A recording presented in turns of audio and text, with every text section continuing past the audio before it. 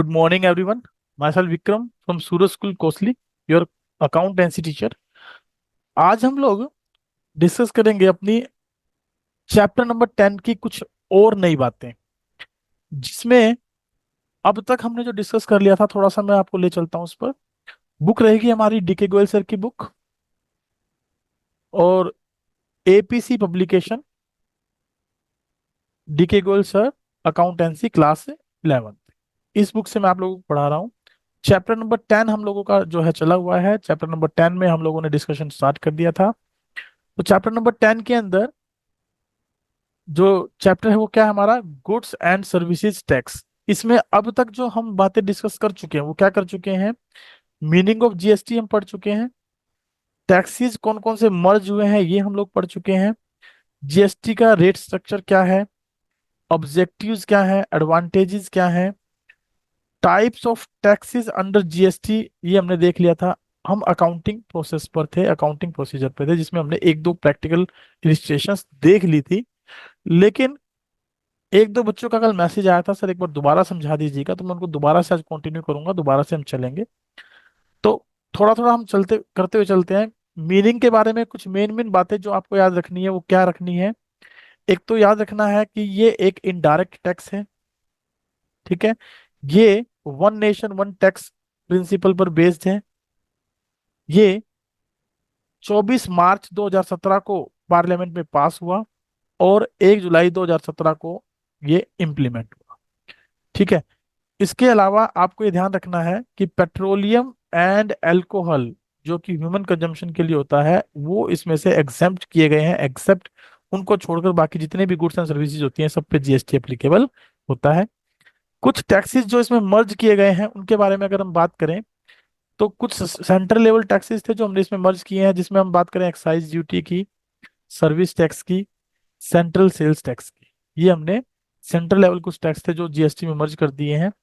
और कुछ टैक्सेस जो थे वो थे हमारे स्टेट लेवल, जो कि हमने इसमें मर्ज किए हैं। अगर बात करें तो स्टेट लेवल टैक्सेस में, तो उसमें हमारे पास कौन कौन से टैक्स आते हैं, octroi and entry tax, purchase, entertainment tax, VAT. आपको ये सारे टैक्स समझने की जरूरत नहीं है, याद करने की जरूरत नहीं है, सिर्फ आपको ये याद रखना है कि सेंट्रल लेवल वो कौन कौन से टैक्स हैं या स्टेट लेवल वो कौन कौन से टैक्स हैं जो जीएसटी में मर्ज कर दिए गए हैं। आपको इसके बारे में सोचना है और इसके अलावा कुछ नहीं सोचना, क्योंकि एक नंबर का क्वेश्चन हमारे यहाँ से आ जाता है। फिर दूसरा, थोड़ा सा जीएसटी की रेट हम पढ़ लेते हैं। जीएसटी रेट के बारे में अगर हम बात करें तो ये आपको याद रखनी है कि जो एसेंशियल आइटम्स हैं उन पर 0% लगता है, जो कॉमन यूज के आइटम्स हैं उन पर ये 5% लगता है, स्टैंडर्ड रेट जो है वो 12% है, maximum goods and all services पर जो रेट अप्लीकेबल होता है वो 18% अप्लीकेबल होता है, और लग्जरीज आइटम्स एंड तंबाकू जो है उस पर ये 28% अप्लीकेबल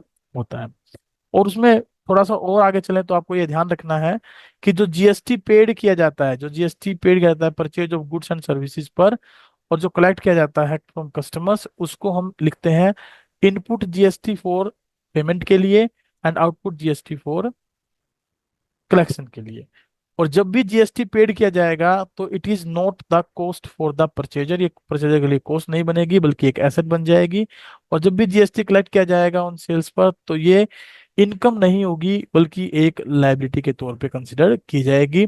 इसके साथ साथ कुछ इंपॉर्टेंट बातें हमने इसमें इस बात इंपॉर्टेंट नोट्स हमने देखे थे, जिनमें पहला नोट हमारा यही था, GST paid on purchase of goods and services is not a cost बल्कि एक एसेट है, और कलेक्शन जो है वो नॉट एन इनकम, ये एक लाइबिलिटी है। और दूसरा हमने बात की थी कि कुछ ऐसे जो जीएसटी पेड होता है और जीएसटी जो कलेक्टेड होता है उनको आपस में हम राइट ऑफ कर लेते हैं, सेट ऑफ कर लेते हैं। तो कैसे कैसे सेट ऑफ करते हैं, फूड एंड बिवरेजेस एक्सपेंसेस, ये वो है जिन पर हम राइट ऑफ कर ही नहीं सकते है ना, can not be right of.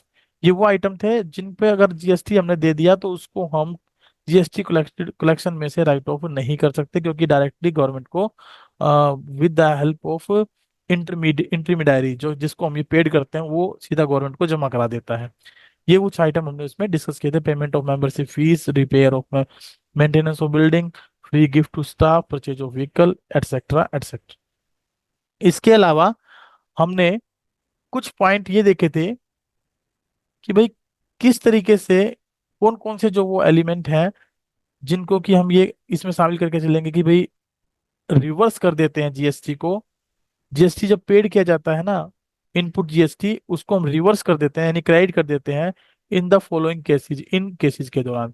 जैसे परचेज रिटर्न आ गई, गुड्स टेकन बाय प्रोप्राइटर आ गया, गुड्स लॉस्ट और स्टोलन आ गया, goods destroyed become not saleable आ गया, goods distributed as free sample आ गया, goods given as free gift और चैरिटी आ गया। आपको ये टर्म्स याद रखनी है क्योंकि कुछ क्वेश्चन हमारे ऐसे आने वाले हैं जिनमें ये आइटम्स गिवन होंगे और हमें ध्यान ही नहीं रहेगा कि भाई हमने इन पे जीएसटी रिवर्स करनी है या नहीं करनी है, या हम उसमें गलती से जीएसटी को या तो डेबिट कर देंगे और क्रेडिट कर देंगे तो आउटपुट ले चलेंगे। तो ये ध्यान रखना, इनमें जीएसटी रिवर्स हो जाती है, इनपुट जीएसटी। अगर ऐसे ही कुछ आइटम ऐसे हों जो आउटपुट वाले हों, आउटपुट जीएसटी वाले हों, तो वो भी रिवर्स हो जाते हैं, डेबिट हो जाते हैं in the case of sales return. कुछ सर्विसेज ऐसी हैं जो बिल्कुल टैक्स से एग्जेम्प्टेड हैं, जिन पर जीएसटी लगता ही नहीं है, जैसे वेजेस और सैलरी की पेमेंट कर दें, supply of services to government हो या एम्बेसीज को हो, या इलेक्ट्रिसिटी बिल वाटर बिल की पेमेंट हो, एजुकेशनल सर्विसेज हो, हेल्थ सर्विसेज हो, ट्रेवलिंग एक्सपेंसेज हो, जो है इंटरेस्ट की पेमेंट या रिसीविंग को। ठीक है, ये कुछ पे हमारा जीएसटी एप्लीकेबल नहीं होता है। फिर उसके बाद हमने करेक्टरिस्टिक्स देखी थी। करेक्टरिस्टिक्स में गुड्स एंड सर्विसेज की करेक्टरिस्टिक्स में क्या क्या हमारे पास आया था कि भाई जीएसटी एक कॉम्प्रिहेंसिव इनडायरेक्ट टैक्स है। कॉम्प्रिहेंसिव का मतलब मैंने आपको समझाया था कि इसमें बहुत सारे टैक्स मिले हुए हैं, जैसे custom duty, electricity tax, tax on petroleum, taxes on alcoholic drinks, taxes levied by local body, ये सारे के सारे हमने इसमें क्या कर लिए थे, इनडायरेक्ट टैक्स में मर्ज कर दिए थे, मिला दिए थे at central and state level. तो इसलिए इसको कॉम्प्रिहेंसिव टैक्स के नाम से जानते हैं। दूसरा ये कि इसने यूनिफॉर्म जीएसटी रेट एप्लीकेबल कर दी, चाहे आप इंडिया के किसी भी कॉर्नर से गुड्स परचेज कर रहे हो, हर जगह जो है टैक्स रेट क्या रहेगी, सेम रहेगी across all states and union territories. ठीक है। तीसरा हमने बात की थी सप्लाई बेस्ड टैक्स, टैक्स है ये supply based. GST charge by the seller on both goods and services at the same rate. It can be charge by seller only if he is registered under the GST. देखिए, कोई भी person registered तब होता है यदि वो goods बेच रहा है तो 20 लाख से ज्यादा की उसकी सेल हो, और अगर वो सर्विसेज प्रोवाइडर है तो 40 लाख से ज्यादा उसकी टर्नओवर हो, तब जाके वो रजिस्ट्रेशन के लिए एलिजिबल होता है, अदरवाइज उसको रजिस्ट्रेशन रजिस्ट्रेशन की जरूरत नहीं होती है। It is a destination based tax, ये एक डेस्टिनेशन बेस्ड टैक्स भी है। इसका मतलब आप थोड़ा समझ लें, क्योंकि इसका सिंपल सी बात ये करेंगे भाई, इररिस्पेक्टिव ऑफ दिस, इस इररिस्पेक्टिव ऑफ दिस कि गुड्स कहाँ पर बनी है, इररिस्पेक्टिव ऑफ दिस कि गुड्स मैन्युफैक्चर्ड कहाँ पर हुई है, या गुड्स का मैन्युफैक्चरिंग कहाँ हुआ है, जहां पर उसका कंजम्पशन हुआ है ना, जहां पर उसका कंजम्पशन हुआ है, तो वहां पर उस पर टैक्स लगेगा। इसलिए इसको डेस्टिनेशन बेस्ड टैक्स बोलते हैं। मान लीजिए आपकी गुड्स का मैन्युफैक्चरिंग दिल्ली में हो रहा है, ठीक है, दिल्ली में हो रहा है, कंजम्पशन हरियाणा में हो रही है, तो टैक्स हरियाणा में लग रहा है उसके ऊपर। तो डेस्टिनेशन बेस का मतलब जहां पर वो गुड्स कंज्यूम हो रही हैं, जहां पर वो गुड्स जा रही हैं, वहां पर services reach the end consumer, this is a destination based, that thus it is a destination based tax. चलिए नेक्स्ट है इसमें, GST paid is not a cost. GST paid is not a cost, ये हम पहले भी समझ चुके हैं। और GST collected is not an income but a liability, ये हमने समझ लिया था, इसको हम छोड़ देते हैं।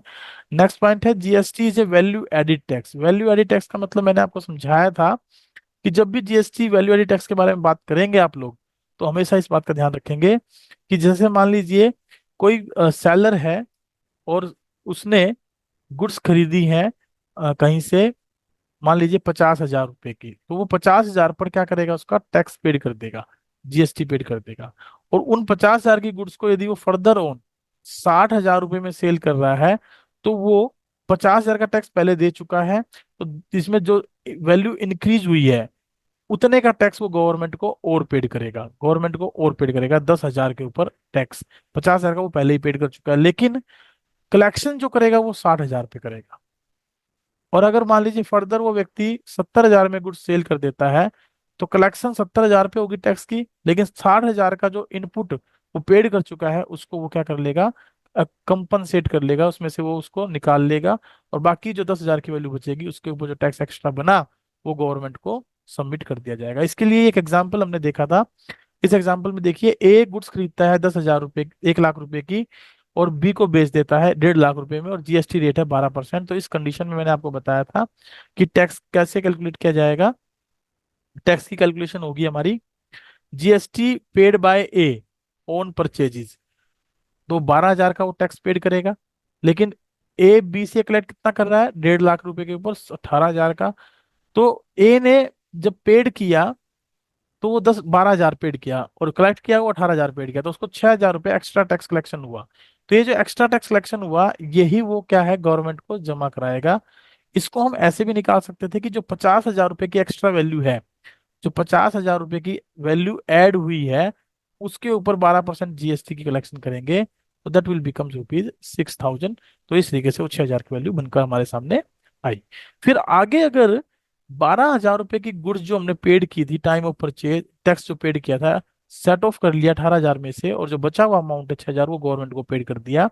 लेकिन अगर फर्दर इस सेम गुड्स को अगर बी सी को सेल कर दे 1,60,000 रुपए में, तो अमाउंट पेबल टू गवर्नमेंट कितना होगा, वो हम अगर चेक करें, तो देखिए इसकी कैलकुलेशन ऐसे करेंगे कि 1,60,000 की जो गुड्स बेची गई हैं, वो एक्चुअल में थी कितने की, 1,50,000 की बी के लिए। तो 10,000 रुपए के ऊपर एक गवर्नमेंट को 12% की रेट से एक्स्ट्रा टैक्स की पेमेंट की जाएगी, 1,200 रुपए की। किसके द्वारा, बी के द्वारा, क्योंकि बी सी को गुड्स बेच रहा है, तो बी कलेक्ट कर रहा है टैक्स। तो 10,000 पर 12%, 1,200 का टैक्स वो गवर्नमेंट को और पेड करेगा 6,000 के साथ साथ। तो बी विल बी 12%, 10,000 रुपये, 1,200 रुपये बनेगा, 1,200 का टैक्स वो पेड कर देगा। तो ये हमने यहाँ पर डिस्कस कर लिया था। उसके बाद हमने इसमें देख लिया था कि क्या क्या एडवांटेजेस हैं, क्या क्या ऑब्जेक्टिव्स हैं जीएसटी के। तो उसमें पहला ऑब्जेक्टिव, पहला एडवांटेज हमने चेक किया था कि decrease in cost of goods. ये गुड्स जो होती हैं उनकी लागतों में कमी करता है, क्योंकि all over India GST rate same है। पहले क्या होता था कि जीएसटी ना होकर प्री जीएसटी जो रेजिमा था, उसमें अलग अलग प्रकार के टैक्स लग जाते थे सेंट्रल और स्टेट के द्वारा, जिससे प्रोडक्ट की कॉस्ट बढ़ जाती थी। लेकिन अब क्योंकि all over India one nation one tax principal apply हो गया है, तो उसकी वजह से कास्केडिंग इफेक्ट ऑफ टैक्सेस जो है वो रिमूव हो गए हैं, और उससे प्रोडक्ट की कॉस्ट बढ़ नहीं पाती बल्कि कम हो जाती है, यानी कि कॉस्ट ऑफ गुड्स डिक्रीज हो गई है। दूसरा, ease of doing business, business को करना क्या हो गया है, आसान हो गया है। तीसरा, डेवलपिंग कॉमन नेशनल मार्केट और ऑल ओवर इंडिया, क्योंकि सेम जो है टैक्स रेट है यूनियन टेरिटरीज में भी, अगर इंपोर्ट एक्सपोर्ट की बात करें तो भी टैक्स रेट क्योंकि सेम है, जीएसटी रेट सेम है, तो कॉमन नेशनल मार्केट भी क्या हो गई है, डेवलप हो गई है। बिजनेस को करना आसान क्यों हो गया है, क्योंकि अब केवल हमें जीएसटी पे फोकस रखना है। इनडायरेक्ट टैक्स जो जीएसटी है, केवल उसी को हमें, उसी के अकॉर्डिंग हमें अपना क्या करना है, टैक्स की कैलकुलेशन करनी है। बाकी टैक्सेस को हमने इग्नोर कर देना, उससे हमारा कोई मतलब अब नहीं रहा। उससे जब हमारा कोई मतलब नहीं रहा, तो उनको हम क्या कर देंगे, इग्नोर कर देंगे, उनकी हमें अब जरूरत नहीं है। तो केवल जीएसटी पर ही फोकस किया जाएगा, इसलिए बिजनेस को करना क्या हो गया है, आसान हो गया है। कॉमन नेशनल मार्केट डेवलप हो गई है, इसका सिंपल सा मतलब है कि हर जगह टैक्स रेट क्या हो गई है, सेम हो गई है, सिमिलर हो गई है। तो कॉमन नेशनल मार्केट डेवलप हो गई। GST is levied in the same rate on the similar goods and services across all the state and union territories, so it has developed a common national market. Next हमारे पास है helpful to tax authorities. Tax authorities को भी अब ज्यादा नहीं समझना, क्योंकि जीएसटी आने से केवल उनका एडमिनिस्ट्रेड पार्ट और कंट्रोल्ड पार्ट वो क्या हो गया, बड़ा इजी हो गया है, और उनको टैक्स की कैलकुलेशन करने में इफेक्टिवनेस फील होने लगी है, यानी वो इफेक्टिव महसूस करते हैं। नेक्स्ट है reduction in tax Avision, tax की चोरी रुकी है। गुड्स बिकमिंग चीपर, वस्तुएं सस्ती हुई हैं। अट्रैक्टिंग फॉरेन इन्वेस्टमेंट, और फॉरेन इन्वेस्टमेंट ज्यादा ज्यादा आने लगा है। टैक्स सिस्टम क्या हो गया, more transparent, regular and predictable. More transparent हो गया है, रेगुलर हो गया, और प्रेडिक्टेबल भी हो गया है। ये सब बातें हमने डिस्कस कर ली थी। आइए थोड़ा सा आगे बढ़ते हैं। फिर उसके बाद हमने टॉपिक एक डिस्कस किया था, types of tax under GST. 3 प्रकार के टैक्सेस मैंने आपको बताए थे। एक बताया था सेंट्रल जीएसटी, सीजीएसटी जिसको बोलते हैं। एक बताया था स्टेट जीएसटी, एसजीएसटी जिसको बोलते हैं, या यूटीजीएसटी बोल देते हैं, union territory GST, goods and service tax. और तीसरा मैंने बताया था इंटीग्रेटेड जीएसटी, आईजीएसटी। 3 प्रकार का टैक्स होता है। इन तीनों प्रकार के टैक्स में मैंने आपको एक बात रखी थी कि जब भी सीजीएसटी और एसजीएसटी एप्लीकेबल होगा, सीजीएसटी और एसजीएसटी एप्लीकेबल होगा, तो ये लगेगा हमारा इंट्रा इंट्रा स्टेट ट्रांजैक्शंस पर, इंट्रा स्टेट ट्रांजैक्शंस पर। ध्यान रखिएगा, इंट्रा स्टेट का मतलब मैंने क्या बताया था, with in the state, with in the state transaction, इस पे एप्लीकेबल होगा। दूसरा, इंटीग्रेटेड जब लगेगा तो मैंने आपको बताया था ये लगता है इंटर स्टेट ट्रांजैक्शन पर, इंटर स्टेट ट्रांजैक्शन। तो इंटर स्टेट ट्रांजैक्शन क्या होती है, outside the state, one state to another state. और जब भी सीजीएसटी एसजीएसटी एप्लीकेबल होता है और इंट्रा स्टेट ट्रांजेक्शन के ऊपर, तो ध्यान रखिएगा जो जीएसटी रेट होती है वो 50-50% डिवाइड हो जाती है, 50% सेंट्रल, 50% स्टेट। जबकि इंटीग्रेटेड जीएसटी के अंदर 100% state charge, sorry central charge करता है, 100% कौन चार्ज करता है, सेंटर चार्ज करती है। ये दो बातें आपने यहाँ पर ध्यान से समझनी है। उसके बाद हमने बात की थी, एक ये नोट में भी दिया हुआ है, इस नोट को भी आप देख लें। नोट में सिंपल लिखा है जीएसटी रेट 12% है, कंप्राइज 6%, सीजीएसटी 6%, एसजीएसटी कब, when the in case of sales outside the state it will be called IGST 12%। और जीएसटी 18% होगी तो 9% लग जाएगी, जब इंट्रा स्टेट होगी और आउटसाइड द स्टेट होगी तो 18% लग जाएगी, एंड सो ऑन। सभी जीएसटी रेट इसी प्रकार से हमारी इंप्लीमेंट होती हुई चलेंगी, लगती हुई चलेंगी। एक हमने बात की थी रिवर्स चार्ज। रिवर्स चार्ज में मैंने आपको बताया था कि कुछ गुड्स एंड सर्विसेज इस प्रकार की होती हैं, इस प्रकार से रखी गई हैं इनके अंदर, जिनमें हम क्या लगाते हैं, रिवर्स चार्ज लगाते हैं, जो रिवर्स चार्ज में आती हैं। रिवर्स चार्ज का क्या मतलब होता है, that GST is not charged by seller but it is paid by purchaser to the government and claim it as input GST. और वो इसको इनपुट जीएसटी के तौर पे क्या करता है, क्लेम करता है। Goods and services placed under reverse charge are purchases of goods and services by registered dealer to unregistered dealer, from unregistered dealer, and payment of fees of lawyers, use of copyrights, transport of goods, insurance commissions, etc. ये जो सारे के सारे conditions हैं, इनमें जितना भी GST कटता है वो किसके द्वारा पेड किया जाता है, परचेजर के द्वारा ही पेड किया जाता है, सेलर के द्वारा पेड नहीं किया जाता। ठीक है, वो इसको एज ए इनपुट जीएसटी क्या कर सकता है, क्लेम कर सकता है। फिर हमने बात की थी अकाउंटिंग प्रोसेस की, और अकाउंटिंग प्रोसीजर में हमने कुछ जर्नल एंट्रीज देखी थी। जब intra state supply of goods and services थी तो उसके अंदर हमने बात की थी परचेज ऑफ गुड्स के बारे में। तो परचेज ऑफ गुड्स जब करते हैं तो हम क्या करते हैं, purchase account debit, input CGST, input SGST, and to bank account या क्रेडिटर अकाउंट अगर गुड्स उधार में खरीदी जा रही हैं।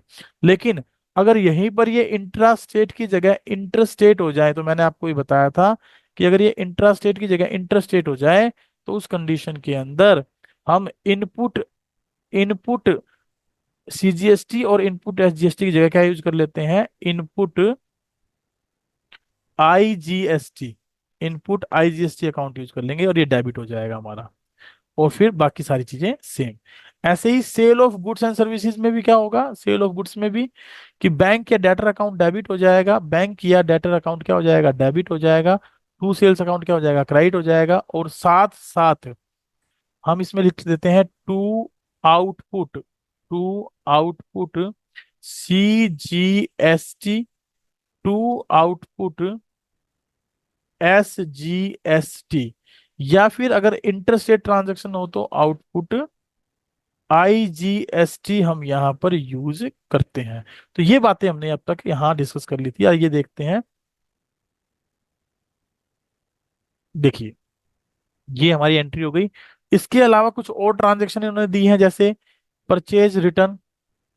तो उसमें मैंने आपको बताया था कि परचेज रिटर्न एक ऐसी ट्रांजैक्शन है जिसमें जो इनपुट सीजीएसटी या इनपुट एसजीएसटी या इनपुट आईजीएसटी होता है वो रिवर्स हो जाता है। वो क्या हो जाता है, रिवर्स हो जाता है, यानी वापस मिल जाता है, और उसको हम क्या कर देते हैं, क्रेडिट कर देते हैं। तो ये एंट्री हमारी ऐसी है, creditor account debit to purchase return to input, to input. देखो, इनपुट वैसे तो नॉर्मली पेड होता है, डेबिट करते हैं, लेकिन क्योंकि गुड्स वापस आ रही हैं तो जो जीएसटी पेड हुआ है वो रिवर्स कर दिया गया है इस कंडीशन के अंदर। ऐसे ही सेल्स रिटर्न में, ऐसे ही हम किस में करेंगे, सेल्स रिटर्न में करेंगे। ये जर्नल एंट्री आपको याद रखनी है, सेल्स रिटर्न में आउटपुट क्या हो जाएगा, डेबिट हो जाएगा टू डेटर्स अकाउंट। और परचेज ऑफ अगर फिक्स एसेट्स करते हैं तो हम पेमेंट करेंगे किसकी, सीजीएसटी की, एसजीएसटी की, if the transaction are intrastate transaction. लेकिन ट्रांजेक्शन इंटरस्टेट है तो इनकी जगह यूज हो जाएगा क्या, कमेंट बॉक्स में लिख के बताएं मुझे क्या करेंगे हम। ठीक है, इनपुट आईजीएसटी, वेरी गुड। चलिए आगे चलते हैं। आगे हमारे पास है फॉर द एक्सपेंसेस। एक्सपेंसेस में जो भी एक्सपेंसेस हम पेड करते हैं उसमें इनपुट क्या किया जाता है, पेड किया जाता है, सीजीएसटी एसजीएसटी पेड किया जाता है। अगर कोई इनकम रिसीव करते हैं तो उसमें आउटपुट सीजीएसटी और आउटपुट एसजीएसटी कलेक्ट किया जाता है। ठीक है, आइए आगे चलते हैं। नेक्स्ट हमारे पास है ट्रांजेक्शन्स में transaction number 8, that is related to drawings. Drawings की बात करें तो for goods withdrawn by proprietor अगर आ जाए तो ड्रॉइंग्स डेबिट हो जाती हैं, और क्योंकि इससे परचेज कम हो जाती है तो जो इनपुट होगा वो क्रेडिट हो जाएगा, सीजीएसटी एसजीएसटी। और अगर एडवर्टाइजमेंट के लिए या फ्री सैंपल के तौर पे या लॉस ऑफ गुड्स हो जाए बाय फायर और गुड्स स्टोलन के द्वारा तो भी हमारा इनपुट सीजीएसटी और इनपुट एसजीएसटी क्या हो जाएगा, क्रेडिट हो जाएगा। मेन बात ये इनपुट वाली है, इसमें ध्यान रखिएगा। फिर सेटिंग ऑफ की जब बात की थी हमने तो मैंने आपको बताया था कि ये 3 ट्रांजेक्शन्स आपके लिए इंपॉर्टेंट है, 1 2 3। तो इनका सेटलमेंट कैसे करते हैं मैंने एक एग्जांपल आपको समझाया था, उस एग्जांपल के थ्रू आप इसको क्लियर करके चलेंगे। आप एक छोटी सी टेबल इसमें आप अपनी मेंटेन करके चलेंगे। इस टेबल में आप क्या लिख के चलेंगे, इस टेबल में आप बनाएंगे, यहाँ लिख लेंगे अपना इनपुट, यहाँ लिख लेंगे हमारा आउटपुट, और यहाँ लिख लेंगे आपका सीजीएसटी एसजीएसटी। अगर इंटर स्टेट ट्रांजेक्शन है तो आईजीएसटी भी लिख सकते हैं आप साथ में। अब सीजीएसटी मान लीजिए मेरा 10 है, इनपुट में 10 में ये है और ये टोटल 20 है, और आउटपुट मेरे पास आया 12, 12, और ये आया मेरे पास कितना, 24। तो देखिए यहाँ पर आउटपुट क्या है, ग्रेटर देन है। तो हर एक केस में दो, 2 और यहाँ पर 4 रुपए बच रहे हैं मेरे पास, यानी कि आउटपुट ज्यादा बच रहा है। तो आउटपुट ज्यादा बच रहा है तो इसकी पेमेंट हो जाएगी किसको, गवर्नमेंट को। इसकी क्या हो जाएगी, पेमेंट हो जाएगी किसको, गवर्नमेंट को, और एंट्री हो जाएगी टू बैंक से। लेकिन इसकी जब हम कंबाइन एंट्री करेंगे तो ये 10,000 कहाँ गए और ये 12 कहाँ गए, तो ये आपस में कंपनसेट होकर दो बचे हैं। तो हम इनकी कंबाइन एंट्री कर देते हैं, कैसे, जितना भी ये सीजीएसटी एसजीएसटी आईजीएसटी होता है इनका आउटपुट डेबिट कर लेंगे, output CGST, output SGST, output IGST, और क्रेडिट कर देंगे किसको, क्रेडिट कर देंगे to input CGST, to input SGST, to input IGST.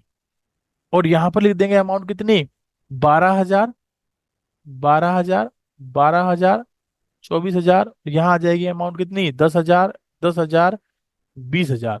और जो बाकी पेंडिंग बचा 2 + 2 + 4 8, वो गवर्नमेंट को हम क्या कर देंगे, पेड कर देंगे टू बैंक अकाउंट करके, और 8,000 रुपए की यहाँ पेमेंट हो जाएगी। तो ये ऐसे कंबाइन एंट्री हम इसकी पास कर देंगे। जब भी हम क्वेश्चन करेंगे प्रैक्टिकल क्वेश्चन तो उसमें ऐसी कंबाइन एंट्री कर सकते हो, या फिर आप ऐसे सेपरेट एंट्री भी कर सकते हो। भाई आउटपुट सीजीएसटी और output to input CGST, to output SGST, to input SGST. यहाँ लिख लेंगे कितना, 10, 10, 10, 10, और फिर बाकी जो बचा कितना, 2, 2, तो उसकी हम गवर्नमेंट को क्या कर देंगे, पेमेंट कर देंगे। और अगर आईजीएसटी भी हो तो उसको भी हम इसी तरीके से ले सकते हैं, उसकी भी हम जो है ना 2 एंट्री कर देंगे, एक तो output IGST to output to input IGST, और फिर आउटपुट आईजीएसटी जो बचा हुआ उसकी बैंक से पेमेंट। तो एक कंडीशन तो क्या हो सकती है कि आउटपुट ज्यादा हो, क्या ऐसी कंडीशन आ सकती है कि इनपुट ज्यादा हो, ऐसी भी आ सकती है ना कंडीशन कि भाई इनपुट ज्यादा हो। अगर इनपुट ज्यादा हुआ तो सीधी सी बात है तीनों का इनपुट ज्यादा होगा। इनपुट ज्यादा होगा तो मैं सपोज यहाँ एग्जांपल ले लेता हूँ, ये 14 है, ये 14 है, और ये 28 है। तो उसके अकॉर्डिंग अगर मैं डिफ्रेंशिएट करूं, 14 - 12, तो मेरे पास 2, 2, और ये 4 रुपए बच गए यहाँ पर। तो ये जो 2, 2 और 4 बच गए, ये मेरा अब की बार इनपुट बचा है। क्या बचा है, ये इनपुट, ये इनपुट ज्यादा है। तो ये इनपुट ज्यादा है तो इसका मतलब हमने टैक्स ज्यादा पेड कर रखा है, और टैक्स ज्यादा पेड कर रखा हो तो मैंने आपको बताया था कि यदि आपका इनपुट जीएसटी ज्यादा आ जाए, चाहे वो कोई भी हो, चाहे वो कोई भी हो, CGST, SGST या IGST, या तीनों ही ज्यादा आ जाएं, तो तीनों के तीनों ज्यादा आ जाएंगे तो उसको हम एसेट साइड में शो कर देंगे, क्योंकि कलेक्शन के लिए GST कलेक्टेड तो मेरे पास है ही नहीं, तो एसेट साइड में शो कर देंगे। लेकिन अगर आउटपुट ज्यादा आ जाए तो उसकी आप पेमेंट हाथ के हाथ कर देंगे। और आगे फर्दर ऑन जब भी आउटपुट कलेक्टेड होगा, आउटपुट GST आएगा, तो आउटपुट GST जब हमारे पास आएगा तो उसमें से ये जो हमारा बचा हुआ अमाउंट है इसको कंपनसेट कर लेंगे, और फिर जो आउटपुट GST बचेगा उसकी हम गवर्नमेंट को क्या कर देंगे, पेमेंट कर देंगे। तो ये बातें हमने यहाँ तक अब तक समझी थी, कुछ प्रैक्टिकल इलिस्ट्रेशन भी मैंने देख ली थी। होप सो कि आपने वो इलिस्ट्रेशन कर भी ली होंगी। ठीक है, वो इलिस्ट्रेशन आपने कंप्लीट भी कर ली होंगी। फिर भी मैं एक दो इलिस्ट्रेशन आपके पास आपके साथ लेके चलता हूँ। मैं इलिस्ट्रेशन नंबर 4 करवा देता हूँ, जिसमें कुछ इस तरीके की बातें आएंगी कि भाई आउटपुट ज्यादा आ जाए कि इनपुट ज्यादा आ जाए। तो यहाँ पर आप ध्यान रखेंगे, इलिस्ट्रेशन नंबर 4 अपनी बुक से आप ओपन करें। इलिस्ट्रेशन नंबर 4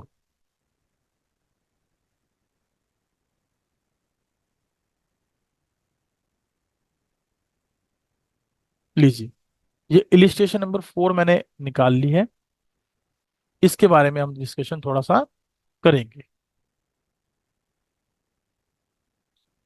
ये देखिए, अब इस क्वेश्चन को पढ़ने से पहले मैं आपको कुछ बातें समझा देता हूँ, उन बातों पे आपने फोकस से रखना है, उन बातों को आपने अच्छे से समझना है। वो बातें क्या हैं, उन बातों के ऊपर आइए एक बार डिस्कशन कर लेते हैं। चलिए, वो बातें क्या है, देखिए सबसे पहली बात आप ध्यान रखेंगे कि आपको पता होना चाहिए कि कौन कौन सी ट्रांजैक्शंस में GST जो है वो रिवर्स्ड हो जाता है। यानी कि अगर इनपुट है, इनपुट GST है, हमने पेड कर रखा है, डेबिट कर रखा है, तो वो क्रेडिट किया जाएगा। आउटपुट अगर GST है, वो हमने क्रेडिट कर रखा है, तो वो डेबिट किया जाएगा। एक तो ये बात आपको पता होनी चाहिए। दूसरी आपको ये बात पता होनी चाहिए कि कौन कौन से ऐसे आइटम्स हैं, कौन कौन से ऐसे आइटम्स हैं जिन पर GST नहीं लगता, इम्प्लीमेंट नहीं होता। तीसरा आपको ये पता होना चाहिए कि कौन कौन सी ऐसी सर्विसेज हैं, आइटम्स में गुड्स एंड सर्विसेज दोनों आ जाते हैं वैसे तो, जिन पर GST इम्प्लीमेंट नहीं होता। चौथा आपको ये पता होना चाहिए कि ट्रांजैक्शन इंटर स्टेट है या इंट्रा स्टेट है, इंट्रा स्टेट है या इंटर स्टेट है, तो उसमें आप क्या चार्ज करेंगे, CGST, SGST या IGST, ये आपको पता होना चाहिए।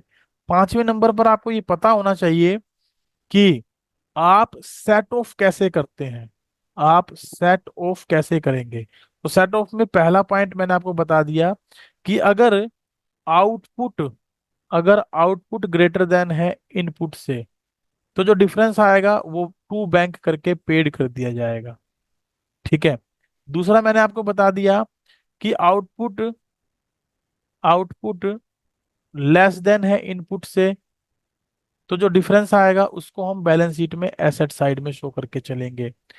तीसरी बात आपको ध्यान रखनी है, तीसरी बात आपको यहाँ ध्यान रखनी है, क्या ध्यान रखनी है तीसरी बात, कि यदि मान लीजिए आउटपुट ज्यादा है इनपुट से, किस केस में, आउटपुट ज्यादा है इनपुट से, किस केस में, जब CGST है, हालांकि दोनों सेम सेम चलते हैं, CGST है। और दूसरा SGST के केस में, SGST के केस में मान लीजिए ये कम है। तो जो आउटपुट हमारे पास ज्यादा बचा है, कलेक्शन ज्यादा बचा है, कलेक्शन जो हमारे पास ज्यादा है CGST का, उसमें से हम SGST की अमाउंट को क्या कर सकते हैं, राइट ऑफ कर सकते हैं, क्योंकि इनपुट टैक्स ज्यादा पेड किया ना, और कलेक्शन CGST ज्यादा, तो उसमें से इसको राइट ऑफ किया जा सकता है।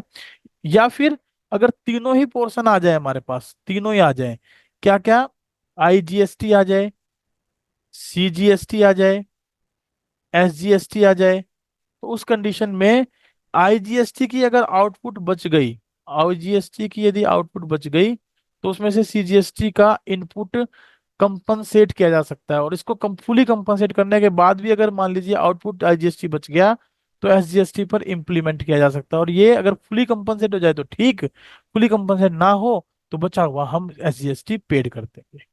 देखिए मैं एग्जांपल दे दूं, मान लीजिए मेरा आई आउटपुट आईजीएसटी 14 रुपये बचा मेरे पास, और सीजीएसटी बनता है सपोज 12 रुपये, आउटपुट सीजीएसटी बनता है 12 रुपये एक्स्ट्रा। कंपनसेट करने के बाद इनपुट में ये क्या बचा है, इनपुट में बचा है मेरे पास, आउटपुट नहीं बचा, ये क्या बचा है, इनपुट में बचा है।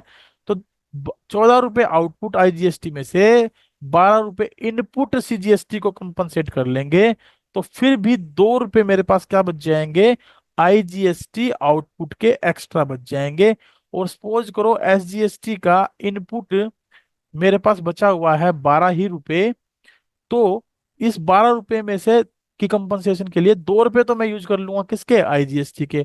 और बाकी अगर बचा हुआ अमाउंट है और कंपनसेट करने के लिए कुछ भी नहीं है, तो इसकी मैं कर दूंगा पेमेंट टू बैंक अकाउंट से।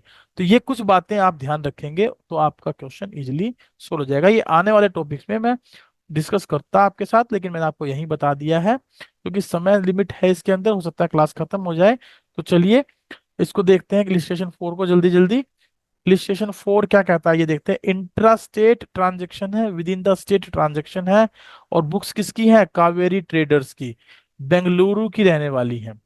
मई 15 को ट्रांजेक्शन दी गई है, purchase goods from Nagendra and son of Belgaum, list price of ₹1,25,000 at 20% trade discount and 5% cash discount, and purchase price of goods. तो पेड सीजीएसटी एंड एसजीएसटी बताया है 6% each, payment was made immediately by cheque. तो नगद goods खरीदी जा रही हैं। तो बेटा यहां पर आप देखिए, हमने जर्नल के चैप्टर में सीडी और टीडी का कंसेप्ट डिस्कस किया था, trade discount and cash discount का कंसेप्ट डिस्कस किया था। और मैंने आपको बताया था कि जो ट्रेड डिस्काउंट होता है उसको हम माइनस तो करते हैं लेकिन रिकॉर्ड नहीं करते। और सीडी का कंसेप्ट बताया था कि माइनस भी करते हैं और रिकॉर्ड भी करते हैं, है ना। तो पहले तो हमें इन दोनों कंसेप्ट को लगाकर नॉर्मल परचेजेस कैलकुलेट करनी पड़ेगी। आइए इसका वर्किंग नोट देख लेते हैं, साइड में वर्किंग नोट बना हुआ है, उस वर्किंग नोट पर चल पड़ते हैं। देखिए यहाँ पर लिस्ट प्राइस ऑफ गुड्स दी गई है 1,25,000 रुपए की, जिसमें ट्रेड डिस्काउंट हमने इंप्लीमेंट किया 25,000 रुपए का। तो ये मैंने माइनस करके देखा कि 1,00,000 रुपए का हमारे पास क्या आ गया, परचेज प्राइस आ गया। 1,00,000 रुपए का मेरा क्या बन गया, परचेज प्राइस बन गया। और इस परचेज प्राइस में मैं नगद पेमेंट कर रहा था तो 5% मुझे कैश डिस्काउंट मिल गया। तो मेरा नेट परचेज प्राइस कितना आ गया, net purchase price that is ₹95,000। तो 95,000 पर मैं ऐड करूंगा क्या, सीजीएसटी एंड एसजीएसटी 6%, जो 5700 रुपये बन जाएगी। तो टोटल नेट अमाउंट जो मुझे पेड करनी है वो कितनी करनी है, 1,06,400 रुपये। तो आप मुझे बताइए इसकी जर्नल एंट्री क्या बनेगी। देखिए जर्नल एंट्री इसकी अगर हम बनाए तो सीधी सी बात है, गुड्स तो मैं खरीद कितने की रहा हूँ बेटा, 1,00,000 रुपए की गुड्स खरीद रहा हूँ। तो परचेज अकाउंट तो मेरा जब डेबिट होगा तो वो कितने से होगा, 1,00,000 रुपए से ही होगा। कितने से होगा, 1,00,000 रुपए से ही होगा। ये देखिए परचेजेज अकाउंट डेबिट 1,00,000 रुपए के साथ। सीजीएसटी इनपुट एसजीएसटी इनपुट 57,700 रुपये है। और टोटल बैंक से कितना पैसा कटेगा मेरे, 1,06,400। तो इनके बीच में जो गैप बच गया 5,000 रुपये का, वो क्या था मेरा, कैश डिस्काउंट। तो उसको लिख देंगे discount recede account credit. Hope so कि आपको ये परचेज की एंट्री यहाँ समझ में आई होगी। अब इस परचेज की एंट्री के बाद नेक्स्ट ट्रांजेक्शन अगर हम देखें तो गुड्स को बेचने की एंट्री की बात की गई है, sold goods to Arvind Patil and company, और हुबली का है। गुड्स ऑफ लिस्ट प्राइस है 4,00,000 रुपए, 25% क्या है ट्रेड डिस्काउंट, 3% क्या है कैश डिस्काउंट। और लिखा है कि सीजीएसटी 6% लगाना, और फुल पेमेंट जो है वो चेक से मिल गई। तो इसका मतलब है ये भी इमीडिएट पेमेंट है, इमीडिएट पेमेंट है तो इसका मतलब है पहले हमें ट्रेड डिस्काउंट और कैश डिस्काउंट काटना पड़ेगा। आइए इसके वर्किंग नोट पे चल पड़ते हैं। इसके वर्किंग नोट में अगर देखें तो list price of goods and services क्या है, 4,00,000, ट्रेड डिस्काउंट 1,00,000 कट जाएगा, 25% 3,00,000 बच जाएंगे, कैश डिस्काउंट 3% कट जाएगा तो 9,000 रुपये कट जाएंगे। गुड्स का नेट परचेज प्राइस कितना आ गया, 2,91,000। और इसमें सीजीएसटी एसजीएसटी ऐड कर देंगे 17,460, 17,460, तो 3,00,000 25,920 रुपये नेट अमाउंट हमें क्या होने वाली है, रिसीव्ड होने वाली है। तो ये जो पैसा मिलेगा तो इसके लिए अगर जर्नल एंट्री की जाएगी तो कैसे की जाएगी। अब देखिए जो पैसा मुझे मिला वो तो मिला 3,25,920 रुपये, ठीक है। और जो डिस्काउंट हमने अलाउड कर दी वो कितनी कर दी, 9,000 रुपये। और सेल्स जो हुई वो कितने की हुई, 3 लाख रुपए की। और टैक्स लगा वो कितना लगा, 17,460, 17,460। तो ये जनरल एंट्री हमारी हो जाएगी, cash account debit, discount allowed account debit, to sales, to output CGST, to output SGST. आइए जरा चेक कर लेते हैं एंट्रीज की। ये देखिए जरा,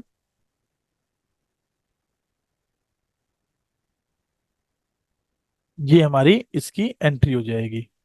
बैंक अकाउंट डेबिट कितने से हुआ, 3,25,920 से। डिस्काउंट कितना आ गया, 9,000 रुपये। सेल्स कितनी गई, 3 लाख रुपए। तो दिखाई नहीं दे रहा तो मैं नीचे लेता हूँ, देखो सेल्स कितनी है, 3 लाख रुपए। और आउटपुट आउटपुट 17,460। होप्स कि आप ये दोनों प्रैक्टिकल जो दोनों ट्रांजेक्शन मैंने कराई वो समझ में आ गई और आप कर भी लेंगे। आइए 22वें पे चलते हैं। सोल्ड 22 मई को जो ट्रांजेक्शन वो क्या है, सोल्ड टू बेंगारुप्पा एंड ब्रदर्स, देख लीजिए क्या नाम है, ऑफ मशहूर goods of list price of 2.5 lakh. 20% क्या है इसमें, ट्रेड डिस्काउंट है, और 4% क्या है, कैश डिस्काउंट। एसजीएसटी सीजीएसटी 6% है, और 80% अमाउंट हमें तुरंत मिल गई। तो यहाँ पे इसका मतलब दो कंडीशन हो गई, 80% अगर हमें इमीडिएट मिल रहा है तो 20% गुड्स क्या है, क्रेडिट है। 20% गुड्स क्या है, क्रेडिट है। तो इसके वर्किंग नोट को देखेंगे तो दो तरीके से वर्किंग नोट हमें बनाना पड़ेगा इसके अंदर, एक तो कैश के लिए और एक नॉन कैश ट्रांजेक्शन के लिए। देखिए पहले कैश ट्रांजेक्शन के बारे में बात करेंगे। पहले तो ट्रेड डिस्काउंट तो दोनों पे ही कटता है, काट दीजिए। 2 लाख रुपए बच गया। 2 लाख में जो कैश ट्रांजैक्शन है उसके बारे में वर्किंग नोट देखिए क्या है, 80% 1,60,000 का, जिसमें 4% कैश डिस्काउंट एप्लीकेबल हो जाएगा, 1,53,600 रुपये बनेंगे। और सीजीएसटी जो 6% है, 9,216, 9,216 एप्लीकेबल हो जाएगा। तो ये हो गया हमारा 1,72,032 रुपये का नेट अमाउंट रिसीव्ड। और जो क्रेडिट ट्रांजेक्शन है उस पे आएंगे तो 40,000 की उधार है, इसमें सीजीएसटी 40,000 पे एप्लीकेबल हो जाएगा, ये हो जाएगा 44,800 रुपये। तो नेट जो हमारा सेल हुई वो कितने की हुई, 2, 3, 8, 4 और 2, 6, 2,16,832 रुपये की। आइए इसकी जर्नल एंट्री की तरफ चलते हैं, जर्नल एंट्री को चेक करते हैं क्या जर्नल एंट्री दी गई है। देखिए ये इसकी जर्नल एंट्री हमें दी गई है। देखिए बैंक में तो आ गया कितना, नगद मिलेंगे 1,72,032 रुपये। डिस्काउंट अलाउड हो गया इसके ऊपर 6400 रुपये। और उधार की ट्रांजेक्शन में उसका नाम आ जाएगा जिसको गुड्स बेच रहे हैं। लेकिन सेल्स टोटल कितनी आ जाएगी, 2 लाख रुपए की। इसमें एक 11,616 रुपये आउटपुट सीजीएसटी और 11,616 रुपये आउटपुट एसजीएसटी है। 9,216 कैश ट्रांजेक्शन का, 2,400 क्रेडिट ट्रांजेक्शन का, कैश का क्रेडिट का। तो इस तरीके से जर्नल एंट्री हो जाएगी। अब लास्ट एंट्री हमें क्या करनी है, सेट ऑफ की। लास्ट एंट्री हमें क्या करनी है, payment of balance amount of GST, उसको पेड करना है। तो उसके लिए आपको क्या पता होना चाहिए, मैंने आपको बताया था उसके लिए आपको पता होना चाहिए कि कौन कौन से कंडीशन में कितना कितना आउटपुट इनपुट डेबिट या क्रेडिट हुआ है। तो उसका एक बार सेट ऑफ और देख लेते हैं। वर्किंग नोट की तरफ चलते हैं, क्योंकि हमें तो पता लग ही गया कि कितना कितना हमने पेड किया, कितना कितना हमने चार्ज किया। देखिए अब यहाँ पर इसका वर्किंग नोट नहीं दिया तो हम बना ही लेते हैं, कोई दिक्कत नहीं है। सबसे पहले आपको क्या ध्यान रखना है कि इनपुट टोटल काउंट कर लेना है, इनपुट टोटल काउंट कर लेना है कि इनपुट कितना हुआ। इनपुट में सीजीएसटी कितना है और एसजीएसटी कितना है, ये आपने यहाँ पर चेक कर लेना है। तो इनपुट में देखिए यहाँ 5,700 रुपये है। एक की कैलकुलेशन कर लेता हूँ, दूसरे की कैलकुलेशन अपने आप आ जाएगी। और एंट्री नंबर 2 में देखिए जरा, इनपुट था कि क्या था, आउटपुट है। इसमें भी क्या है, आउटपुट है। तो इनपुट तो 5,700 ही है, तो आउटपुट आउटपुट और जोड़ लो कितना बनता है। तो आउटपुट आउटपुट जोड़ के देखते हैं जरा। इसमें आउटपुट बना हमारा 17,460 रुपये। और इसमें आउटपुट बना हमारा 11,616 रुपये। तो 6,7,0,8,2, 28,076 रुपये। 7, 8 और 1, 9 हो गए, कितने हो गए, 9 हो गए। 29,076 रुपये का क्या आ गया, आउटपुट सीजीएसटी। तो एसजीएसटी भी इतना ही आएगा क्योंकि दोनों की रेट 50-50% होती है। तो आइए राइट ऑफ करने की एंट्री देखते हैं। देखिए आउटपुट सीजीएसटी में हमने आउटपुट को जोड़ा 29,076, इसको जोड़ा 29,076, इनपुट सीजीएसटी और एसजीएसटी कट गए 5700, एक ही ट्रांजेक्शन थी। तो जो बैलेंस बचा उसकी हमने क्या कर दी, पेमेंट कर दी। ये इसकी पेमेंट हो गई।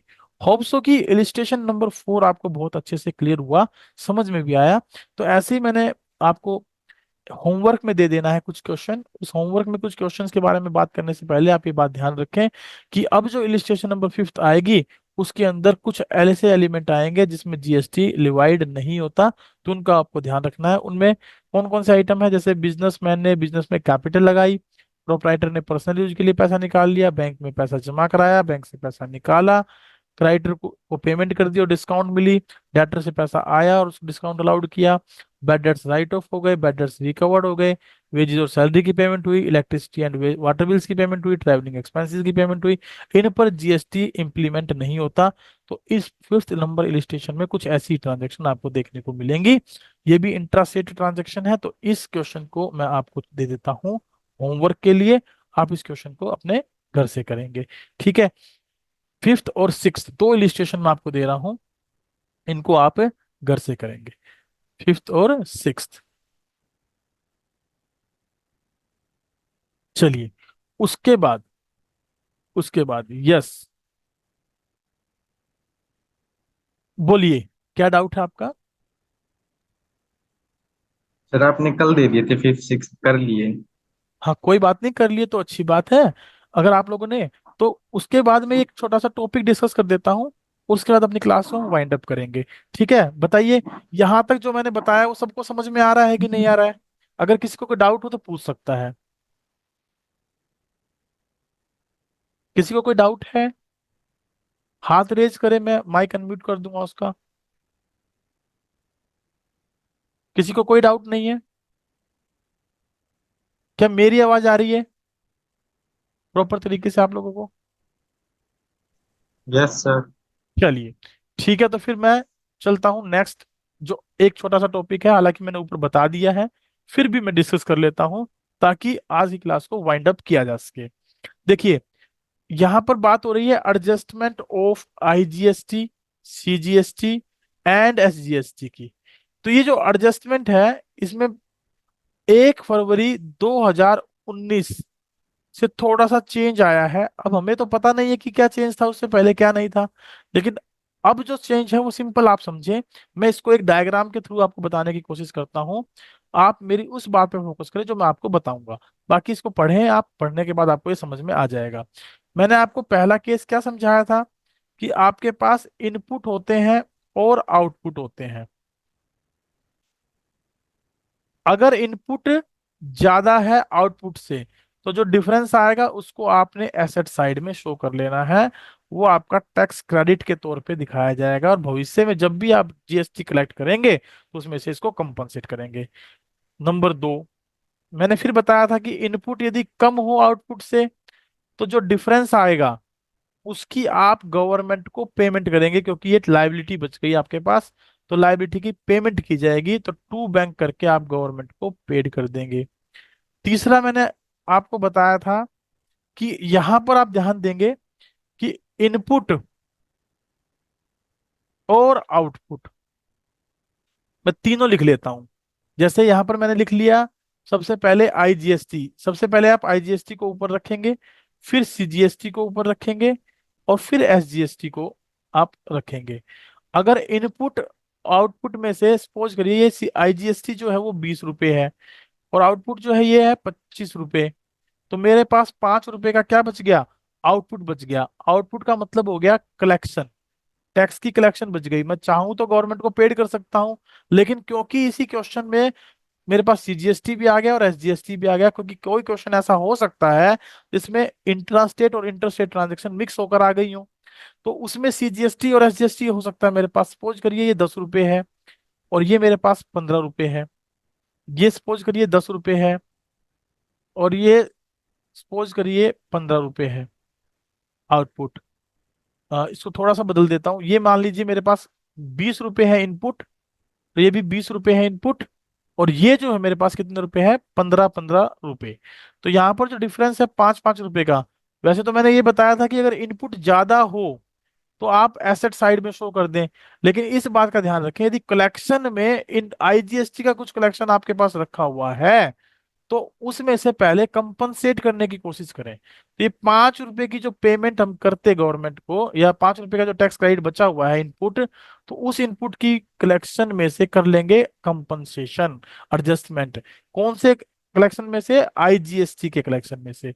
अब ये आईजीएसटी यहाँ पर क्या हो गया? खत्म। और सीजीएसटी भी क्या हो गया? कंप्लीट, कंप्लीट तौर पे खत्म। इसकी कोई पेमेंट नहीं बची। लेकिन एसजीएसटी में 5 रुपए जो बचे हुए हैं, ये हम किसको क्या कर देंगे? टैक्स क्रेडिट के तौर पे बैलेंस शीट में एसेट साइड में शो करके चल पड़ेंगे।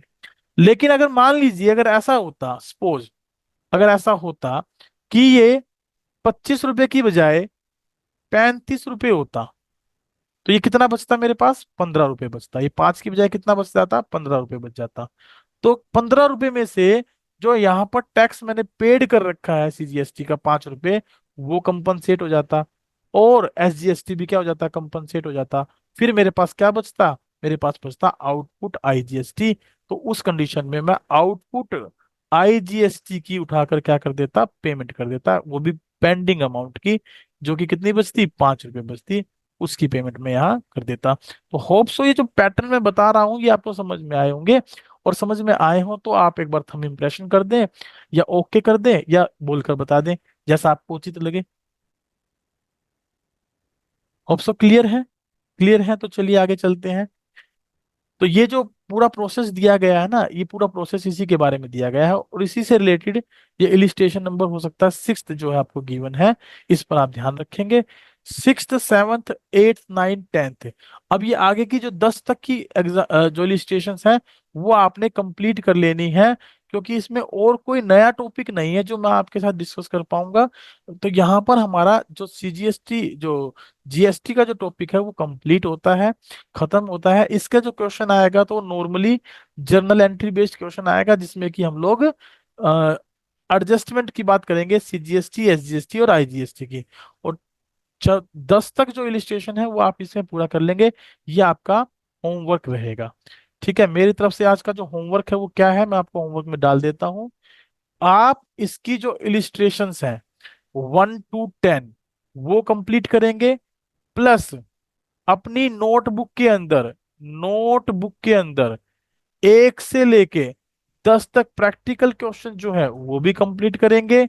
नंबर 3, इसकी एक्सरसाइज को आप एक बार रीड कर लेंगे, रिवाइज कर लेंगे।